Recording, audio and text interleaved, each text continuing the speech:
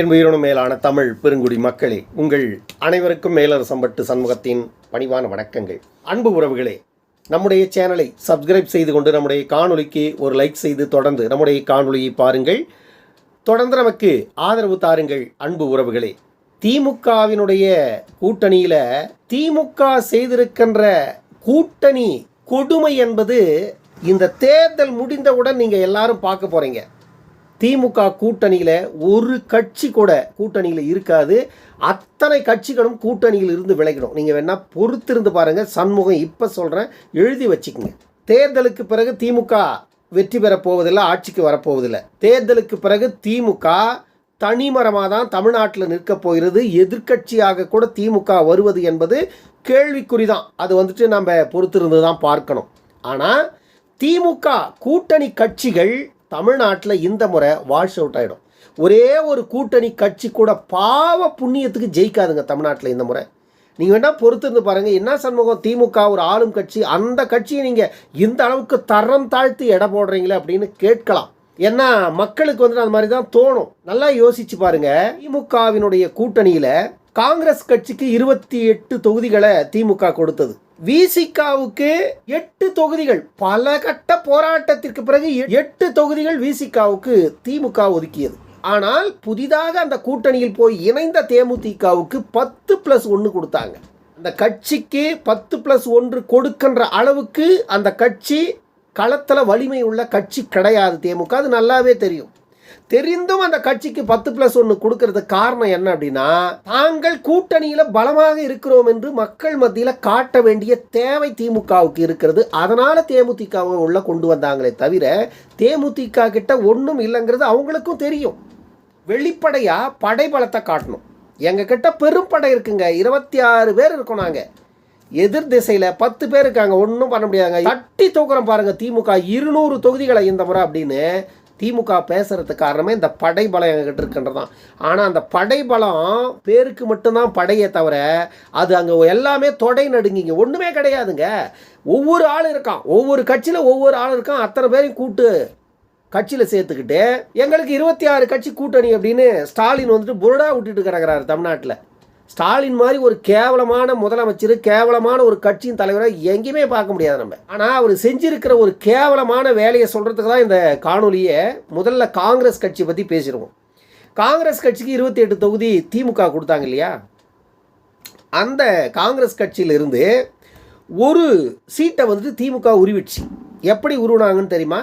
G K. மணியினுடைய மகன் தமிழ்குமரன் நேரடியாக திமுகவில் தமிழ்குமரனை சேர்த்துக்கிட்டா அன்புமணி ராமதாஸ் அவர்கள் நாராக கீழ்ச்சிருவார் தமிழ்நாடு முழுசும். இந்த விஷயம் தெரிஞ்சு நேரடியாக திமுகவில் சேர்க்காத புறவாசல் வழியாக காங்கிரஸில் கொண்டு போய் தமிழ்குமரனை சேர்த்து காங்கிரஸுக்கு ஒதுக்கிய தொகுதி பெண்ணாகிறோம். அந்த தொகுதியை தமிழ்குமரனுக்கு கொடுத்து 28 சீட்டில் ஒரு சீட்டை பிடிங்கிட்டாங்க காங்கிரஸ் கிட்ட இருந்து. இப்போ அந்த ஒரு சீட்டு எங்களுக்கு வேணும்னு காங்கிரஸ் ஒற்றை காலில் நிற்குது. அந்த ஒரு சீட்டை எங்கேருந்து கொடுக்கறது? ஏனென்றால் திமுக அனைத்து தொகுதிகளுக்கும் வேட்பாளரை அறிவித்து விட்டது. ஆனால் காங்கிரஸ் ஒத்துக்கலை. ஒரு சீட்டு எங்களுக்கு வேணும், எங்களுக்கு எங்கன்னா கொடுங்க, நீங்கள் ஒரு சீட்டு வேணும்ன்றாங்க. ஊருக்கு இழைச்சது பிள்ளையார் கோயிலுன்னு ஒரு பழமொழி இருக்கு. கொடுமையை பாருங்க, ஊருக்கு இழைச்சது பிள்ளையார் கோயிலுன்னு. ஏன்னா உண்மையிலேயே பிள்ளையாரை வணங்கி விட்டு செல்லுவது நற்சகுனம். ஆனால் திமுக கூட்டணியில் அந்த மாதிரி இல்லை. பல கோடி ரூபாயை வாங்கி தின்னதை தவிர திருமா கண்டது என்ன? திருமாவை நம்பி போனதுனால அந்த மக்கள் கண்டது என்ன? பீ தண்ணியை கரைச்சி ஊற்றணும், அதை தவிர வேற என்ன கண்டாங்க அந்த மக்கள்? திமுக காரன் பீ தண்ணியை கரைச்சி ஊற்றணும், அதையும் குடிச்சாங்க அந்த மக்கள். அதை தவிர அந்த மக்கள் கண்டது என்ன? கொடுத்த 8 தொகுதியில் ஒரு தொகுதியை காங்கிரஸுக்கு கொடுக்கணும் நீங்கள் அப்படின்னு ஸ்டாலின் வற்புறுத்தினதுனால தானே நேரடியாக களம் இறங்குவதாக அறிவிப்பு வெளியிட்டு இருந்த திருமா அவர்கள் காட்டுமன்னார்கோவில் தொகுதியை காங்கிரஸுக்கு விட்டு கொடுத்துட்டார்.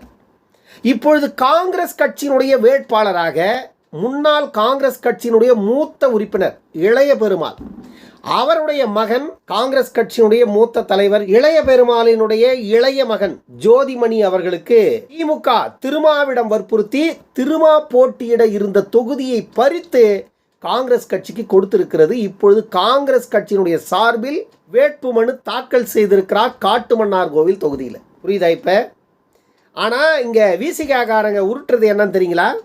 தான் போட்டியிட இருந்த தொகுதியை காங்கிரஸ் கட்சி தொகுதி கொடுக்க மறுத்த மூத்த உறுப்பினர் இளைய பெருமாளினுடைய மகனுக்கு காங்கிரஸ் கட்சியே வந்துட்டு தொகுதி கொடுக்க மறுத்து விட்டதாம். ஆனால் அந்த இளைய பெருமாள் மகன் ஜோதிமணி அவர்களுக்கு விசிகாவினுடைய தலைவர் திருமா அவர்கள் தான் போட்டியிட இருந்த தொகுதியை தாரை வார்த்து தானமாக கொடுத்துட்டார். டேய், வெக்கங்கெட்டு மானங்கெட்டு ஈனங்கெட்டு ரோசம் தன்மானம் சுயமரியாதை எல்லாத்தையும் விட்டு விட்டு விட்டு விட்டு மீண்டும் மீண்டும் மீண்டும் மீண்டும் ஏடா இப்படி முட்டு கொடுத்து சாகுறீங்க? மானம் ஈனம் ரோசத்தோட வாழுங்கடா. கொஞ்ச நாளைக்கு வாழ்ந்தாலும் இப்படி மானங்கெட்டு ஈனங்கெட்டு வாங்கின பணத்துக்காக திமுக காரங்கிட்ட ஏன்டா இப்படி அடிமாட்டு விலைக்கு போகிறீங்க? அடிமாட்டு விலைக்கு ஏன்டா போகிறீங்க? வெக்கமாக இருக்குடா இதெல்லாம் பார்க்கும்போது, இந்த செய்தியெல்லாம் கேட்கும்போது. தமிழ்நாட்டில் இரண்டு சமூகங்கள் ஒன்றா சேர்ந்து களத்தில் நின்னா அடுத்தவங்க ஆட்சி ஆள முடியாதுரா. தமிழ்நாட்டில் இரண்டே சமூகம் ஒன்றாக சேர்ந்து ஒற்றுமையாக நின்னா இன்னொருத்தன் ஆட்சி ஆள முடியாது.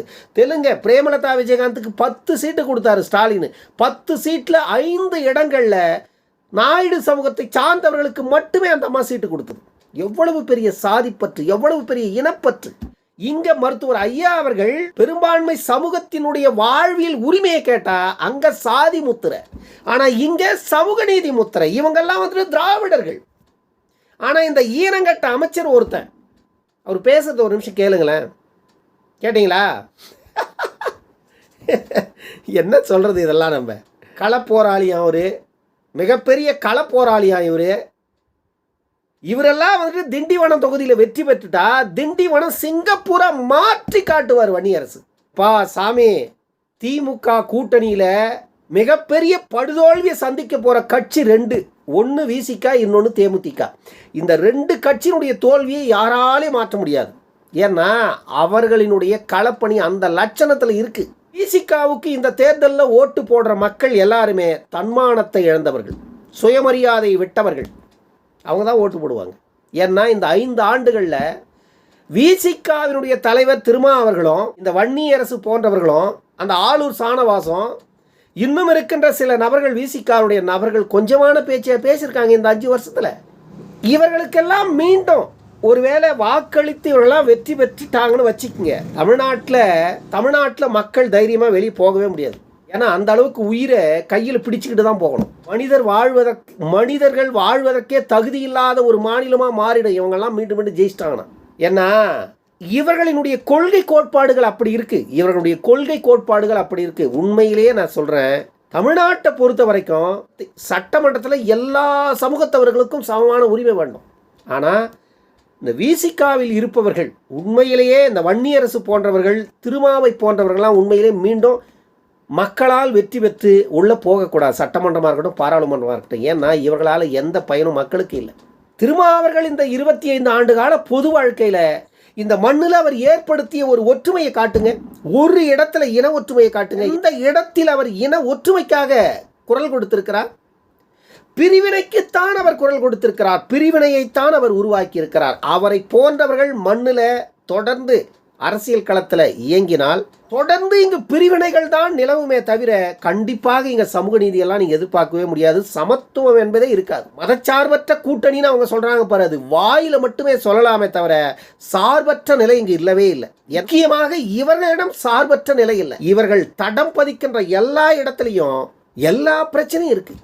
பிரச்சனைகள் இல்லாமல் இவங்க இல்லை, இவங்க இருக்கிற இடத்துல எல்லா பிரச்சனையும் இருக்கும். காட்டுமன்னார்கோவில் தொகுதியில் விசிகாவுக்கு வாக்கு இருந்தது முன்பு, இன்றைக்கு இல்லை.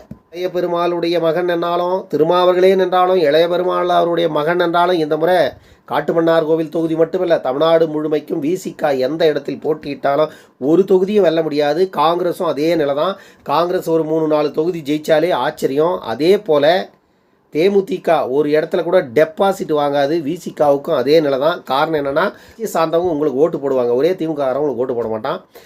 தேமுதிகவுக்கும் அவ்வளோதான். தேமுதிககாரன் அவங்களுக்கு ஓட்டு போடுவான், மற்ற கூட்டணி கட்சிக்காரன் யாரும் அவங்களுக்கு ஓட்டு போட மாட்டான். ஏன்னா இதுதான் வந்து திமுகவுக்குள்ளே இருக்கிற பிரச்சனை. காங்கிரஸ் கட்சிக்கு ஒரே ஒரு திமுககாரன் ஓட்டு போட மாட்டான். இந்த முறை காங்கிரஸ் கட்சியினுடைய ஓட்டு, அந்த காங்கிரஸில் எத்தனை பேர் இருக்காங்களோ அத்தனை பேர் காங்கிரஸுக்கு ஓட்டு போடுவான். அதை தவிர்த்து ஒரு ஓட்டு கூட காங்கிரஸ் கட்சிக்கு இந்த முறை வராது. இதுதான் வந்து இன்றைய கள நிலவரம். எந்த அளவுக்கு திருமா அவர்களை அடிமாட்டு விலைக்கு ஸ்டாலின் வாங்கியிருக்கிறாருன்னு பாருங்கள் நீங்கள். 8 தொகுதியை கொடுத்து ஒரு தொகுதியை எவ்வளவு சூசகமாக பறிச்சிட்டாரு பார்த்தியா ஸ்டாலின். தமிழ்குமரனை நேரடியாக திமுகவில் சேர்த்தா அன்புமணி நாராக கிழிச்சு தொங்க விட்டுருவார்னு புறவாசல் வழியாக கொண்டு போய் காங்கிரஸில் சேர்த்து இப்போ பெண்ணாகரத்தில் சீட்டு வாங்கி கொடுத்துருக்காரு.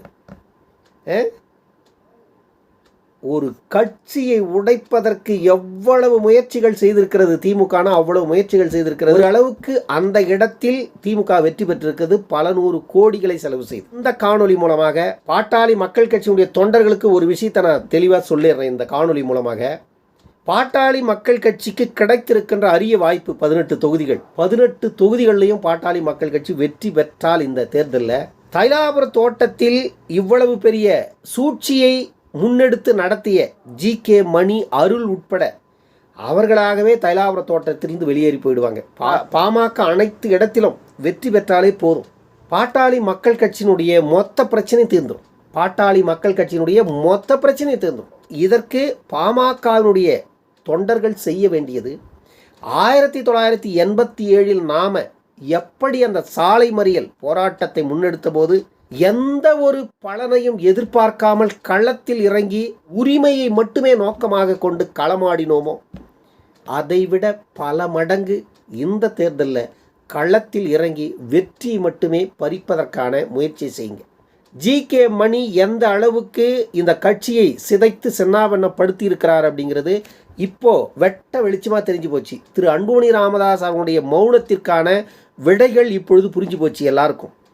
மருத்துவர் ஐயாவை நம்பி இத்தனை நாட்களாக அந்த பாமகவில் இருந்த பல பேர் இன்றைக்கு மீண்டும் திரு அண்ணன் அன்புமணி ராமதாஸ் அவர்களை தேடி போயிட்டாங்க. பல பேர் போயிட்டே இருக்கிறாங்க. மருத்துவர் ஐயா அவர்களை நம்ப வைத்து கழுத்தை அறுத்த திரு ஜி.கே. மணி அவர்கள் இந்த தேர்தலுக்கு பிறகு எல்லாவற்றிற்கும் அவர் பதில் சொல்ல வேண்டிய நேரம் வரும். இந்த தேர்தலுக்கு பிறகு அதெல்லாம் நடக்கும் பாருங்க. நீங்கள் அவர் போட்ட திட்டம் எல்லாமே கட்சியை உடைக்கணும். அதற்கு மிகப்பெரிய தொகையை வாங்கியிருக்காங்க. அதற்கான வேலையை தான் இங்கே செஞ்சுருக்காங்க. இவங்க மிகப்பெரிய தொகையை வாங்கியிருக்காங்க, அதற்கான வேலையை தான் இங்கே செஞ்சுருக்காங்க. இல்லைனா இன்றைக்கி போய் காங்கிரஸில் சேர்ந்தால் நாளைக்கு காங்கிரஸ் சீட்டு கொடுக்குமா? காங்கிரஸ் என்ன அந்த அளவுக்கு பிச்சைக்கார கட்சியா? அது பிச்சைக்கார கட்சியா காங்கிரஸ்? காங்கிரஸில் காலங்காலமாக செருப்பை விட கேவலமாக தேஞ்சு போனவன் ஆயிரக்கணக்கான பேர் இருக்கான். அவனுக்கு சீட்டு கொடுக்கவே துப்பில்லை காங்கிரஸுக்கு. தமிழ்நாட்டில் காங்கிரஸுக்கு 20-22 சீட்டு கிடைக்குது, அவ்வளவுதான். இப்படி இருக்கும் பொழுது நேற்று ஒருத்தன் காங்கிரஸில் போய் சேர்ந்தால் இன்றைக்கி அவனுக்கு சீட்டு கொடுக்க முடியுமா காங்கிரஸில்? இது என்ன விஜய் கட்சியா காங்கிரஸ்? சொல்லுங்கள். அந்த அளவுக்கு திமுக புறவாசல் வழியாக எவ்வளோ தூரம் போய் சுற்றிக்கின்னு வருதுன்னு பாரு. இங்கேருந்து டெல்லிக்கு அனுப்பிச்சு வேணுகோபால் கிட்ட போய் தமிழ்குமரன் காங்கிரஸில் சேர்ந்து டெல்லியிலிருந்து காங்கிரஸ் வேட்பாளராக பெண்ணாகரத்துக்கு அறிவிக்குது தமிழ்குமரனை. இப்போ அந்த தொகுதிக்காக மாற்று தொகுதியை காங்கிரஸுக்கு திருமாக்கால போய் பிடிச்சி திருமாவுக்கு கொடுத்த அந்த தொகுதியை உருவி காங்கிரஸுக்கு திருப்பி கொடுக்குறாரு ஸ்டாலின். அந்த கூட்டணியில் இழிச்ச வாயன்னா அது திருமாதான். ஒரே ஒரு விசிகாக்காரன் திமுக ஓட்டு போடுவானா? இவ்வளவு பெரிய அநியாயத்தை அநீதியை அந்த விசிகாவுக்கு இழைத்த இந்த திமுகவுக்கு ஒரே ஒரு விசிகாக்காரன் ஓட்டு போடுவானா? யோசிச்சு பாருங்க. திருமா அவர்களை விட ஒரு கேவலமான கீழ்த்தரமான அரசியல்வாதியை வேற எந்த கட்சியிலையும் பார்க்க முடியாது. வேற எந்த ஒரு அரசியல் கட்சியின் தலைவரும் இந்த அளவுக்கு அடிமைப்பட்டு வேறு ஒருவர் போய் திமுகவில் இந்த மாதிரி இருக்கவே மாட்டாங்க. ஆனால் திருமா அவர்கள் இருக்கிறாருன்னா அதுக்கு பல காரணங்கள் இருக்குது. ஒரு காரணம் இல்லை, 2 காரணம் இல்லை, பல காரணங்கள் இருக்குது. அது பின்னால் அவரே வெளியே சொல்லுவார். பாருங்கள் நீங்கள், எவ்வளவு பெரிய துரோகங்க இது, எவ்வளவு பெரிய துரோகம். 8 சீட்டை வாங்கிறதுக்கு அவர் மாதக்கணக்கில் போராடினார் அறிவாலயத்தில் போய் 2 சீட்டு கூட்டி வாங்கிறதுக்கு. அதுலேயும் ஒரு சீட்டை நீங்கள் இந்த வழியில் பிடுங்குறீங்கன்னா அப்போ எவ்வளவு பெரிய துரோகம் இது, 8 சீட்லேயும் விசிகா தோக்க போகுது, அது வேறு விஷயம். அதற்காக கொடுத்ததை நீங்கள் பறிச்சிருவீங்களா? ஏன் தேமுதிக கிட்ட போயிட்டு ஒரு தொகுதியை வாங்குறது, இல்லை வைகோ கிட்ட போய் இன்னொரு தொகுதியை வாங்குறது, கம்யூனிஸ்ட் கிட்ட போய் ஒரு தொகுதியை வாங்குறது? பட்டியல் சமூகத்து மக்களை எந்த அளவுக்கு திமுக மரியாதையாக நடத்துகிறது என்பது இந்த சம்பவங்கள்ல இருந்து, இந்த செயல்பாடுகள்ல இருந்து நமக்கு தெளிவாக தெரியுது. அன்பு உறவுகள் புரிஞ்சிக்கிங்க, பட்டியல் சமூகத்து மக்கள் அன்பு உறவுகள் புரிஞ்சிக்கிங்க. திமுகவுக்கு வாக்களிக்கின்ற ஒவ்வொரு வாக்கும் உங்களுக்கு நீங்களே வைத்துக் கொள்ளுகின்ற ஆப்பு என்பதை மறந்துடாதீங்க. அன்பு உறவுகளே, நம்முடைய காணொளி பற்றின உங்களுடைய கருத்துக்களை கருத்துரை பகுதியில் தவறாமல் பதிவு செய்யுங்க. நம்முடைய சேனலை சப்ஸ்கிரைப் செய்து கொண்டு நம்முடைய காணொளிக்கு ஒரு லைக் செய்து தொடர்ந்து நம்முடைய காணொளியை பாருங்கள். தொடர்ந்து நமக்கு ஆதரவு தாருங்கள். அன்பு உறவுகளே, இன்னொரு காணொளியில் சந்திக்கும் வரை உங்களிடமிருந்து விடைபெற்றுக் கொள்வது மேலரசம்பட்டு சண்முகம். நன்றி, வணக்கம் அன்பு உறவுகள்.